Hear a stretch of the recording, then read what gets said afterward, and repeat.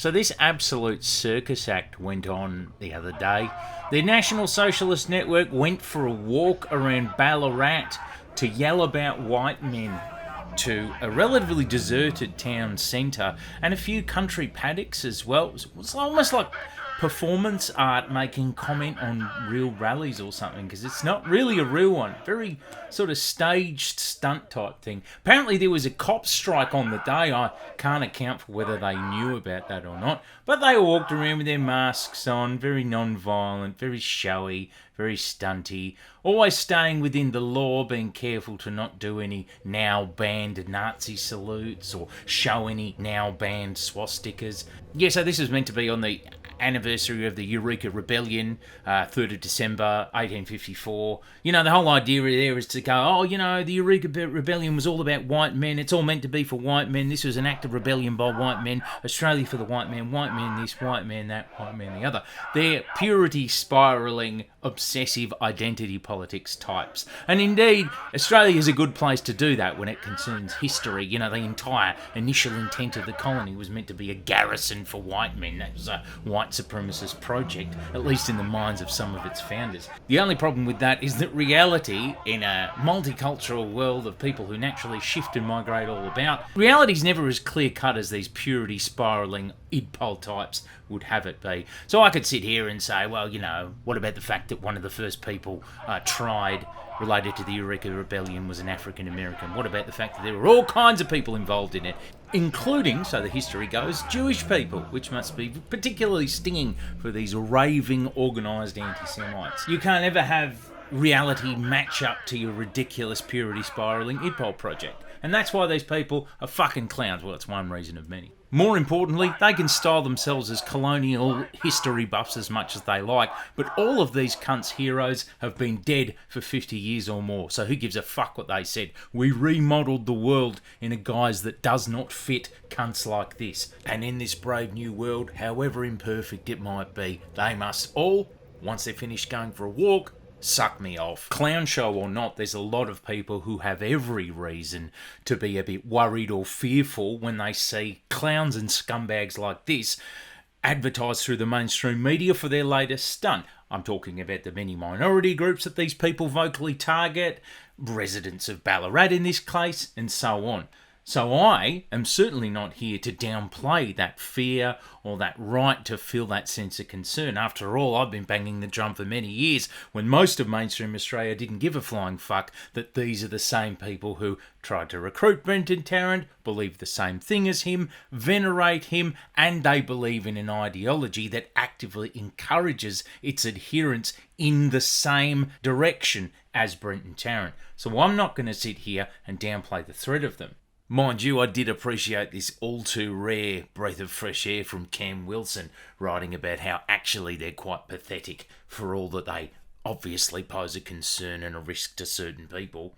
Cam said, there is a risk that we buy into the myth that NSM members are trying to tell themselves that they're strong, important men and not a few dozen outcasts who are limited to posting selfies online and protesting with police support. As I say, it's a breath of fresh air to see this amid all the shrill rise of the far right articles. I think we can take the potential risk inherent in the ideology that they seek to promote seriously, whilst acknowledging how fucking absurd they all are. But what I get concerned about, with respect to these fucking clowns, is that every time we see them do something, another little stunt, we all say the same thing, which is, let's get more cops. Tonight, Israel has taken the extraordinary step of warning its citizens against travelling to Australia amid a surge of anti-Semitism. I'm about to show you a clip from the project, which has just begun, and it's managed to already become annoying straight out the gate. Israel hasn't applied a travel warning to Australia because of organised, militant neo-Nazi anti-Semitism. It has done so because of people getting together to ask that Palestinians not continue to be genocided in response to the bloody events of October the 7th. My suspicion is that these travel warnings are functioning as added pressure to governments like that of Australia and other countries where there is a lot of peace activism and pro-Palestinian activism occurring at the moment, added pressure for those governments to take action to quash and suppress that activism. Not that you need to give this government much inspiration to suppress activism. It comes after neo-Nazis took to the streets in Victoria to spread fear, division and hate as police watched on. Now there are calls for a crackdown. What you ignore, you empower. These neo-Nazis are being emboldened and are being empowered by this inaction. Their faces covered, dressed in black. This is a group of neo-Nazis parading through the streets of Ballarat in Victoria, shouting white supremacist slogans over the weekend. What we saw in Ballarat was really disgraceful behaviour. Only crooks wear balaclavas down the streets of major cities. Days later, not a single arrest has been made. So yeah, all of this coverage always focuses very specifically and explicitly on increasing police powers.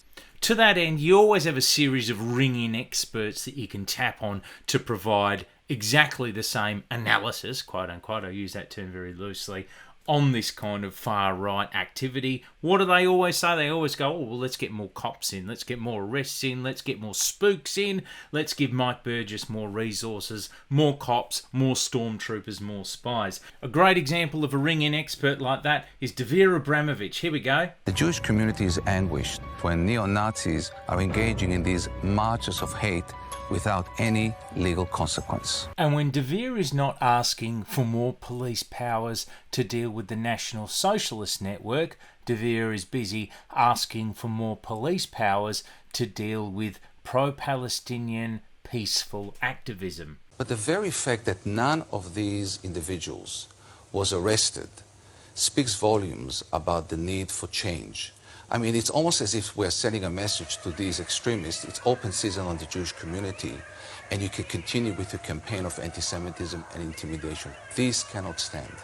Just finally for us, Davir, there is a right to a peaceful protest. Where does that line begin and end, do you think? Yeah. Well, make no mistake, what we are seeing in the city and what we saw yesterday is not about the right to protest. It's not, Davir. It's never about the right to protest with this guy. I tell you what, rights to protest and this guy do not go together. So if you haven't heard me say this approximately 1 million times already, no, I don't recommend that we take our suggestions or cues on the right to protest from people like Davir Abramovich. I take my cues from legends like Slackbastard, whose wrap-up of the Ballarat rally and, you know, the media's response to it is probably the only thing really worth reading on the entire matter. Slacky said this, to state the obvious, I suppose: while it may be considered distasteful, belonging to a neo-Nazi group and or espousing neo-Nazi ideology is lawful, and Australia has a long history of such activity. Davir is not the only ring-in expert who'll call for more laws when told to. There's also Josh Roos, a ring-in expert, an academic, has been blocked on Twitter. I suppose he's aware of my appetite for experts like him.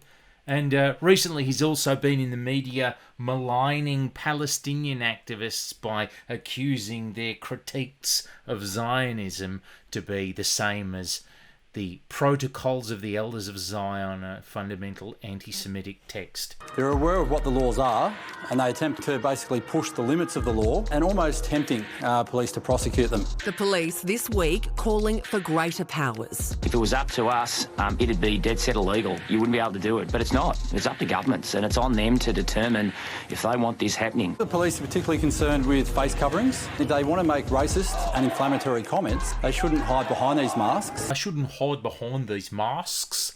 It's the default line that you see from everyone, isn't it? You're such a bloody coward. Take your mask off and stand behind what you say. I don't hate the National Socialist Network for their masks. Their face masks are perfectly reasonable and ordinary protections that they're taking to secure their privacy. I hate them for their white supremacist politics. But this is the standard thought-terminating cliche line that every normie has been taught to spout whenever they see anyone in a mask. You know, activists in masks. Very poor weasel words from the Victorian Premier there, Jacinda Allen.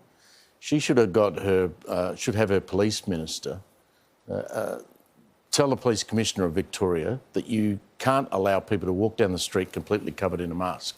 As Wayne Gatt from the Police Association said, only crooks wear balaclavas. Police should have stopped those blokes in that street in Ballarat, demanded that they demask, or else they would have been arrested. Again, I defer to the only person that you should be listening to on this subject matter.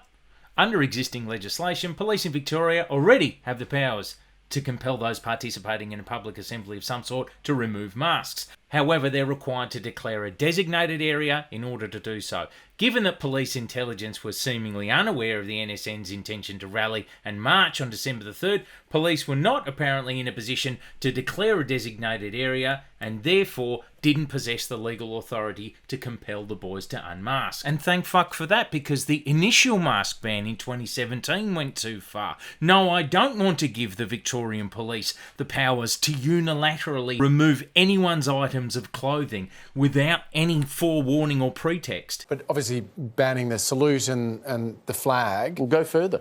Does that tell us that you've got to think more deeply about this beyond just the bans? Because obviously those sorts of actions aren't preventing the thought that's going on. You know, there's obviously these groups that are coming together. We've got to think about this. We had that same Victorian police force firing rubber bullets at anti-vaxxer protests and using riot shields. So do you think so why do you let these blokes get away with this? Do you think there is a genuine different approach from the police in Victoria? 100%. In fact, there you go. As Steve's just demonstrated, we are all so conditioned at this stage to wholeheartedly believe that laws and all cops are the only way you deal with cunts that you don't like, that all we do by now is howl about who we think the cops are targeting the hardest, you know, or the lightest, you know, and the apparent implication being, oh, well, they should go equally hard on everyone. Yes, I'm aware that the Shovel were trying to have a laugh here, but, you know, it's evident. I mean, I could have picked another 100 examples. I'm not trying to tell all my peers and followers off, though. I'm just saying the default, it seems, attitude is for everyone to go, well, you target them harder, why don't you target these guys harder? The Nazis do it too, you know. Here's Thomas Sewell whinging about it. Yeah, by the way, he's on Twitter now. They're all on Twitter now. I suppose when a body begins to die, the immune system goes down and all diseases and parasites rush in to infect it in its final moments. Anyway, it has become clear to all proud white Australians that every group in this country is allowed to politically mobilise unless you are white. I was just talking to a senior lawyer from the Human Rights Law Centre last week. Look at the video. Here's a clip from it. If you look at the last 20 years, there have been 34 different pieces of legislation introduced around the country to erode the right to protest, and 26 of those have passed. So it turns out that you actually can't really rally for anything here, and that our government, state and federal, is doing its level best to erode the right for all kinds of activists to do absolutely anything, from climate protesters right through to these fucking clowns. The only earthly purpose that these fucking clowns serve is that they're such universally reviled stooges, hated by pretty much everybody, that they become the perfect stooges to offer a pretext for more suppressive laws. Now, the cookers always tend to say of this lot that they're a false flag or it's a psyop.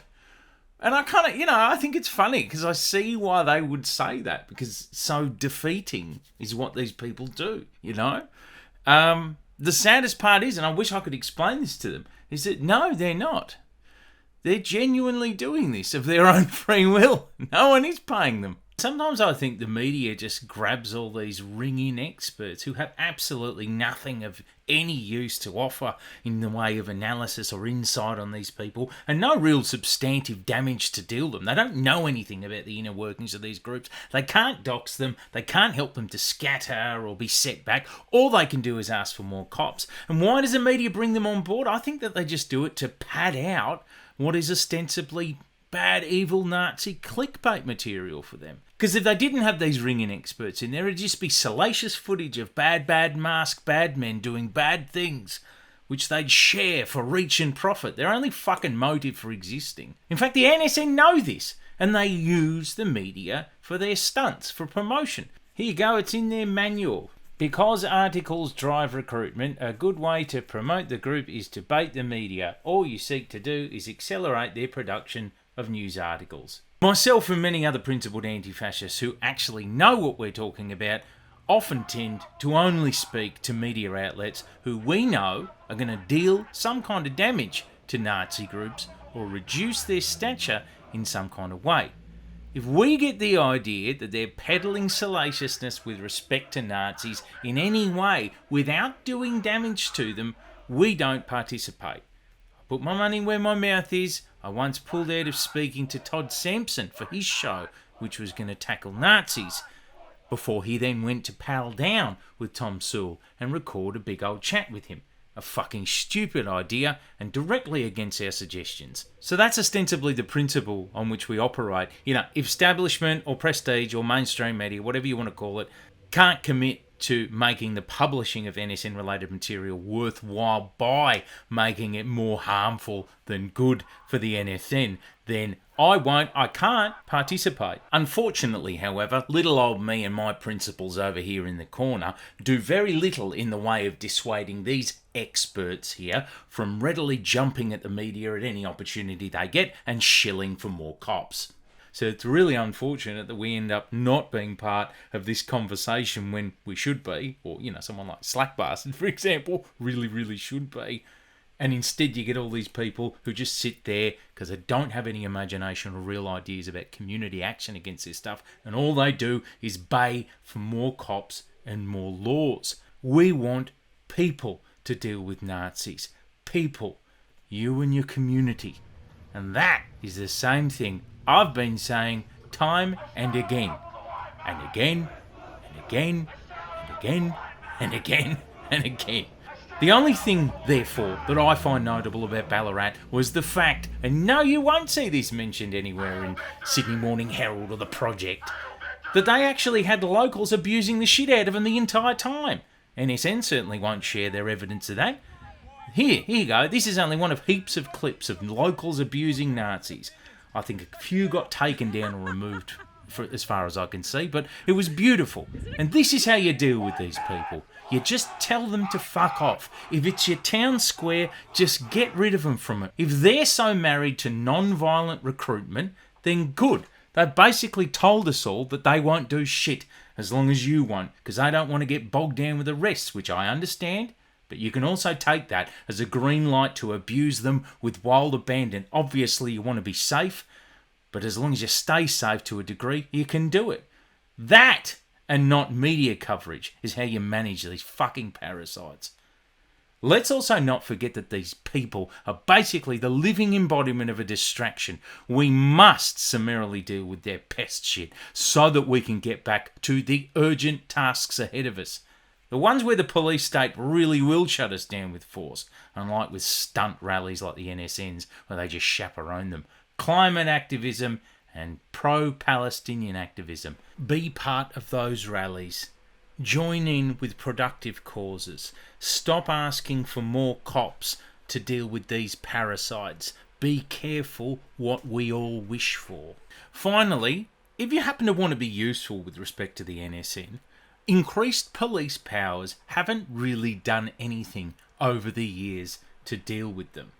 Kicking them out of the various establishments that they've been kicked out of over the years, however, has been a very useful tactic in dealing with them. So I leave the final word to Slackbastard, who says a more productive response might be to increase the political pressure upon the NSN's organising base at Tim Lutz's legacy boxing gym in Sunshine West. To that end, there's a petition in circulation calling for the local council to do something about it. The link will be in the description for this video. Cheers everyone, thanks for your support, see you next week. If you like my shit, then support my shit, if you've got the claims for it, at patreon.com/TomTanuki. Independent as fuck.